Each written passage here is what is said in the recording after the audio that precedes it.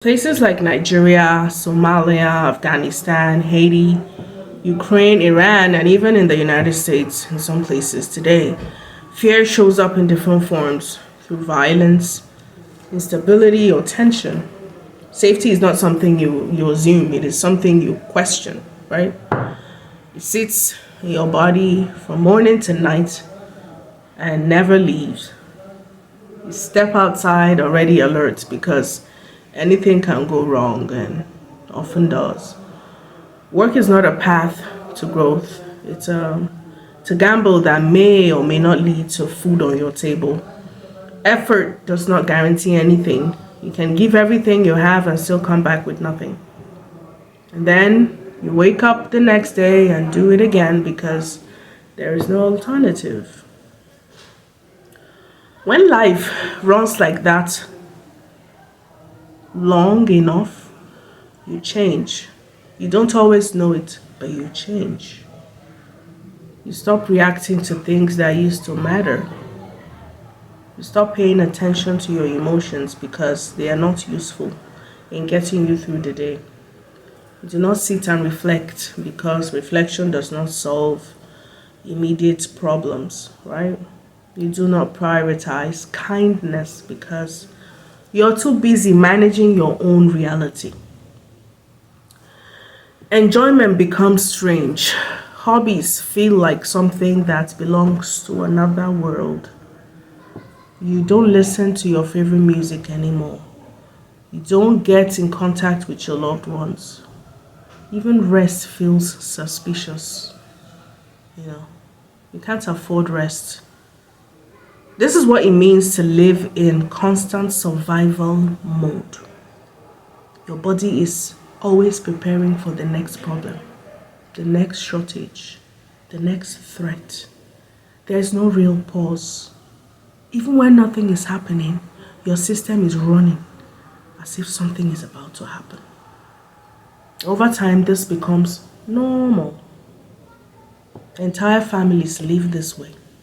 Entire communities accept it as the standard. You grow up inside it and never get the chance to question it. In short, you can't question it because you don't know if a world exists where you can be at rest.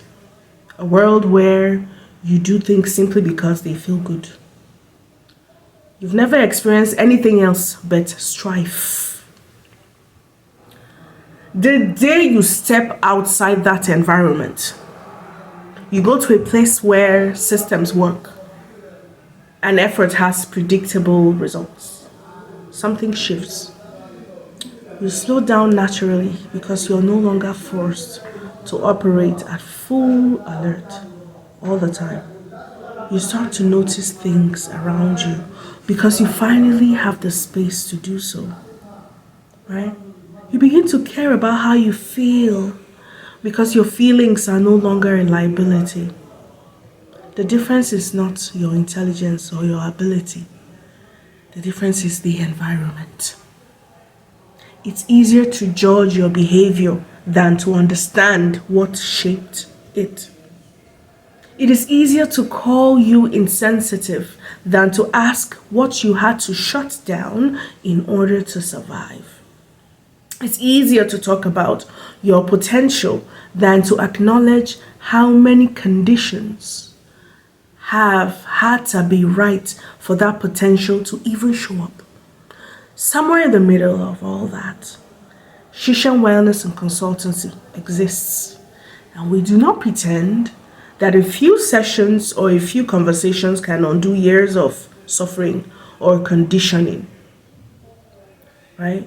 We approach things differently in a way that feels disarming, right? We do not force softness where there is no room for that yet. We do not expect you to suddenly become reflective or emotionally available on demand. It doesn't work that way. We work with what is there as it is without dressing it up or minimizing it, right? Our approach is steady, measured, and grounded in the understanding that before anything else, you need to feel safe enough to begin paying attention to yourself again.